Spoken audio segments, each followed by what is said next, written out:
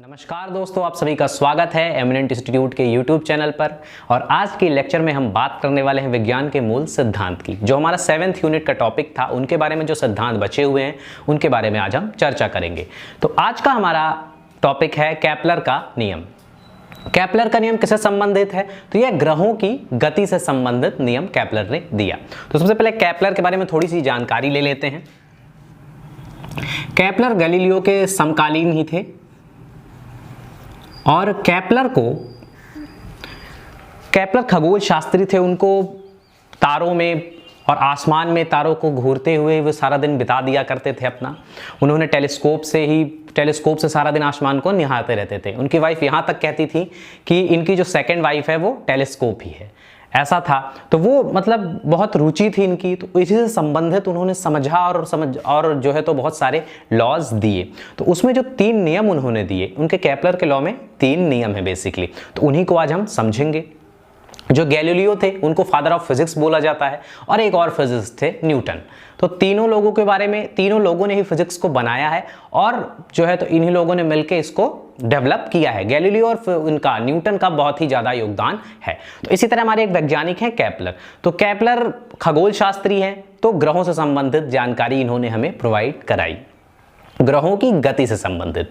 तो आज हम उसी गतियों को समझेंगे और उन्होंने जो लॉज दिए उनके बारे में देखेंगे कि वो क्या लॉज हैं। तो जो केपलर का पहला नियम है तो वो क्या बात करता है, हम उस पर ध्यान देंगे। पहले प्रथम नियम क्या बोलता है?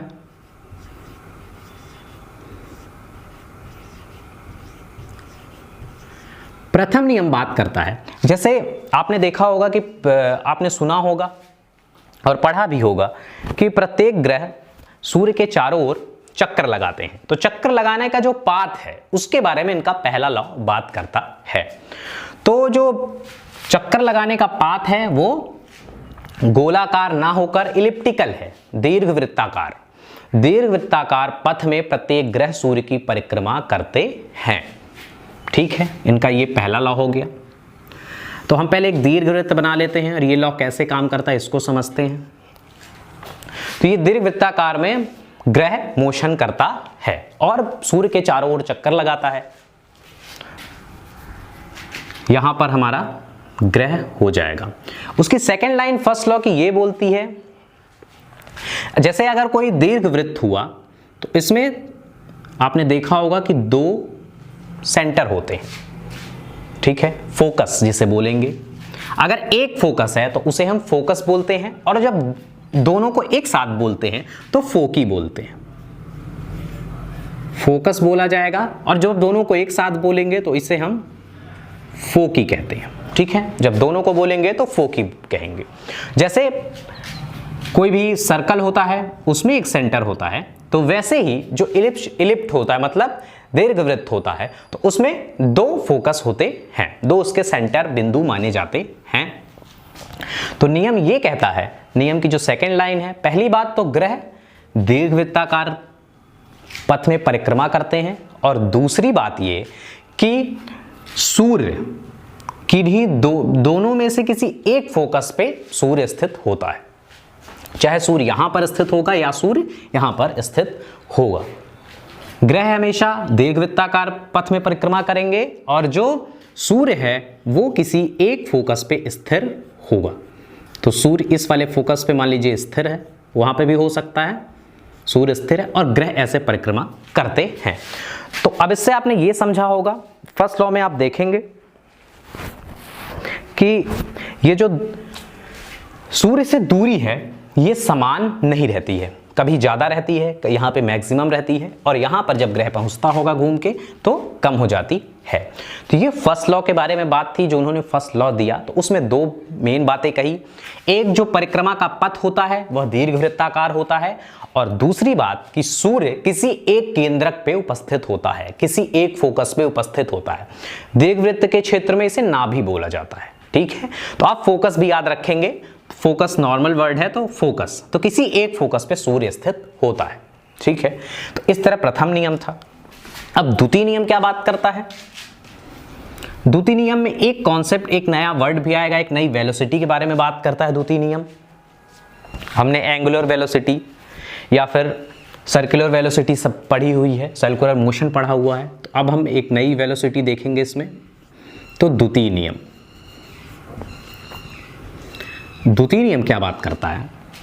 तो नियम में जाने से पहले देखेंगे कि अगर यहां पे एक लाइन, थोड़ा इस डायग्राम में मॉडिफिकेशन कर देते हैं थोड़ा सा,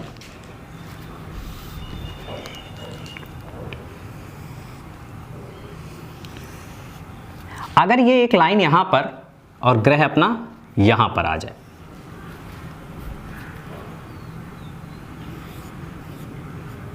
अगर एक लाइन ये ग्रह को और सूर्य को मिलाने वाली लाइन, ग्रह को और सूर्य को मिलाने वाली लाइन, जब यहां पे ग्रह था तो ये लाइन यहां पे थी। अब t0 टाइम के बाद क्या होता है कि ग्रह यहां पे पहुंच जाता है।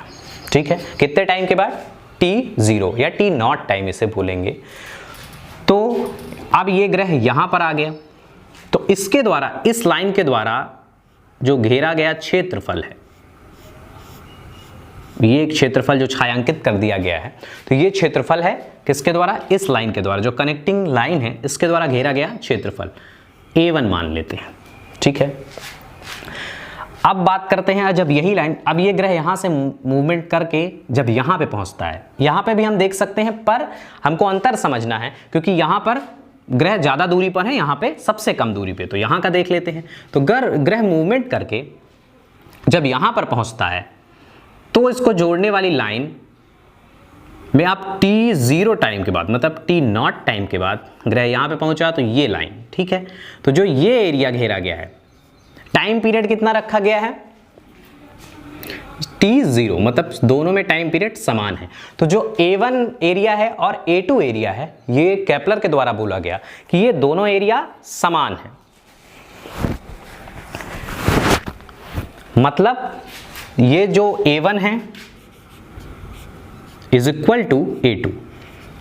तो सेकेंड लॉ क्या बात करता है कि समान समय अंतराल में ग्रह को सूर्य से जोड़ने वाली रेखा द्वारा समान क्षेत्रफल, मतलब समान क्षेत्रफल तय किया जाता है या समान क्षेत्रफल आच्छादित किया जाता है, कवर किया जाता है। समान क्षेत्रफल मतलब t0 टाइम में पर पोजीशन का कोई फर्क नहीं पड़ता है कि चाहे यहां पे पोजीशन हो चाहे यहां पे, संबंधित ग्रह की जो लाइन है वो t0 टाइम पे A1 एरिया ऑक्यूपाई करती है, और फिर वही टाइम में, उतना ही टाइम अगर दूसरी पोजीशन पे लेते हैं तो सेम एरिया ऑक्यूपाई करती है, उसकी स्थिति उस पर इफेक्ट नहीं करती है, चाहे उसकी स्थिति कहीं पर हो। तो ये रूल बात करता है A1 बराबर A2 के। तो इसमें सिंपली ये बोल सकते हैं आप कि जो ग्रह के सूर्य से मिलाने वाली रेखा है उसकी क्षेत्रफलीय चाल, क्षेत्रफलीय वेग नियत होता है। तो एक नया वर्ड है क्षेत्रफलीय वेग। क्षेत्रफल, द्वितीय नियम बोलता है कि क्षेत्रफलीय वेग नियत रहता है। और किसका क्षेत्रफलीय वेग? सूर्य को ग्रह से मिलाने वाली लाइन का क्षेत्रफलीय वेग नियत रहता है।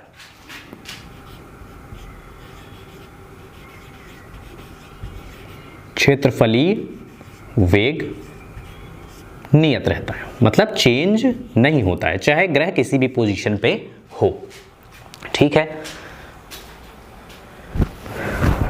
अब मेन लॉ जिसको सब जानते हैं कि ये केपलर का लॉ है, थर्ड लॉ, जिसमें बहुत सारी बुक्स में सीधे यही थर्ड लॉ दिया हुआ है, बाकी इन दोनों लॉज के बारे में बात नहीं की गई है। तो हम थर्ड लॉ को देखते हैं कि थर्ड लॉ क्या होता है। तृतीय नियम,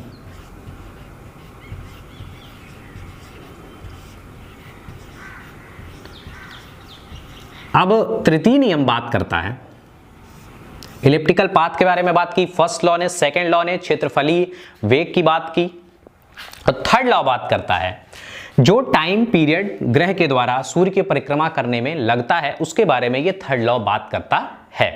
टाइम पीरियड पे जो है तो ग्रह की स्थिति का क्या प्रभाव पड़ता है, इसका अध्ययन करके केपलर ने नियम दिया है, उसके बारे में बात करेंगे। तो उसको समझने से पहले थोड़ी सी इलिप्ट को समझ लेते हैं, पहले दीर्घवृत्त को देखते हैं कि उसमें एक की पॉइंट है, उसके बारे में बात करेंगे। तो दीर्घवृत्त होगा, इसमें दो फोकस होंगे, यहां पे और यहां पे। अब इस फोकस से आपने पढ़ा होगा कि जो ये लाइन जा रही है तो इसे हम मेजर एक्सिस बोलेंगे। ये बड़ी लाइन है तो इसे मेजर एक्सिस बोलेंगे, और जो ये छोटी लाइन है इसे हम माइनर एक्सिस बोलेंगे।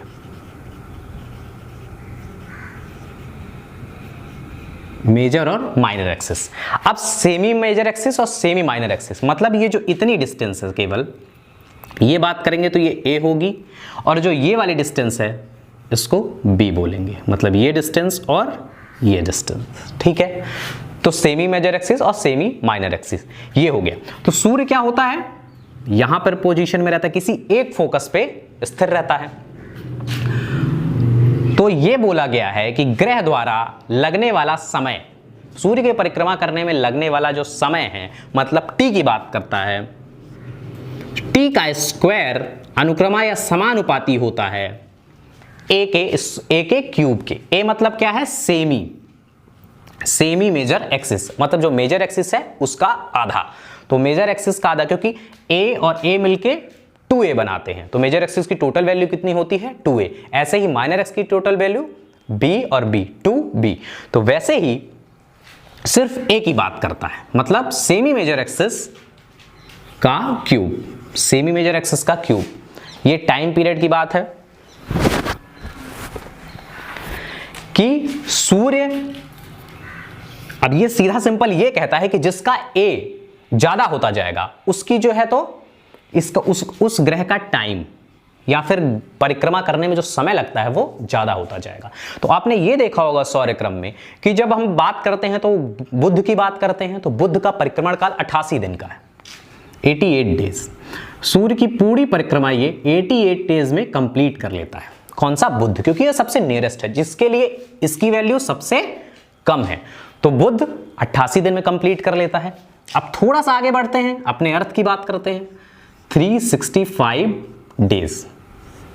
ठीक है, 1.5 घंटा होता है, वो सब देखेंगे, बट आप दिन के बारे में समझिए। 365 डेज, थोड़ा सा पीछे है, मतलब थोड़ा सा इसकी वैल्यू बढ़ी ए की। ये जो है, क्योंकि एरिया तो प्रॉपर कवर करेंगे, तो जो ए की वैल्यू थोड़ी सी बढ़ी तो टी की वैल्यू और बढ़ गई। अब हम बात करते हैं प्लेटो की, जिसको ग्रह की श्रेणी से निकाल दिया गया है। उसका टाइम पीरियड कितना है, उसका टाइम पीरियड 248 वर्ष। 248 वर्ष में एक परिक्रमा कर रहा है सूर्य की, इसीलिए अत्यधिक ठंडा रहता है, स्पीड स्लो रहती है, क्योंकि ए की वैल्यू प्लूटो के लिए बहुत ज्यादा होते हैं, इसीलिए टाइमिंग बहुत ज्यादा हो जाती है। एक और कॉन्सेप्ट आता है, उसको थोड़ा सा देख लेते हैं हम, मेजर और माइनर एक्सिस के साथ। अब क्या होगा कि जब ग्रह मोशन करेगा, यहां पे, यहां से यहां ऐसे मूवमेंट करता जाएगा, तो क्या होता है कि जब ग्रह यहां पर होगा और जब ग्रह यहां पे होगा, ठीक है, तो जो नियरेस्ट दूरी है और फारदेस्ट दूरी है उसको, उस पे बात करते हैं कि क्या बोलते हैं, ये मेजर माइनर एक्सिस को। जो जब ग्रह सूर्य से एकदम पास में होता है तो उसे पेरिजी बोलते हैं या उपसौर्य बोलते हैं। उपसौर्य बोलते हैं जब ग्रह सूर्य के सबसे नजदीक होता है तो उसे अपसौर्य या पेरिजी बोलते हैं, और जब ग्रह सूर्य से अत्यधिक दूरी पे, सबसे ज्यादा दूरी पे होता है तो उसे एपीजी बोलते हैं। पेरिजी और एपीजी, इसे अपसौर्य कहा जाता है। ये दोनों कॉन्सेप्ट हैं। अब ये अपसौर्य और उपसौर्य दोनों रिलेटेड होते हैं, डिफरेंट टाइप ऑफ प्लेनेट से संबंधित होते हैं। जैसे अगर ये चंद्रमा से संबंधित है तो उसको कुछ और बोला जाएगा, जब ग्रह और सूर्य की बात आएगी तो कुछ और बोला जाएगा। चंद्रमा सबसे नजदीक कब होगा पृथ्वी के, सबसे ज्यादा दूर कब होगा, इसके बारे में बात करते हैं। सुपर मून आपने देखा होगा, सुपर मून तो वो सबसे जब नजदीक आ जाता है तब होता है। ये चंद्रमा वाली घटनाएं बहुत बार होती रहती है और ग्रहों वाली बहुत ज्यादा समय अंतराल में होती है, क्योंकि इनकी परिक्रमण काल ज्यादा होता है और चंद्रमा का तो हमारे 28 दिन है।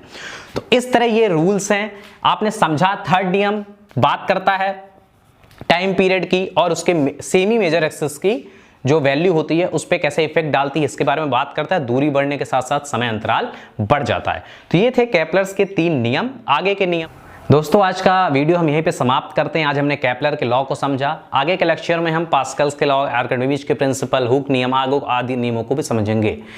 आप हमारे चैनल को सब्सक्राइब करिए, बेल आइकॉन प्रेस कीजिए। धन्यवाद।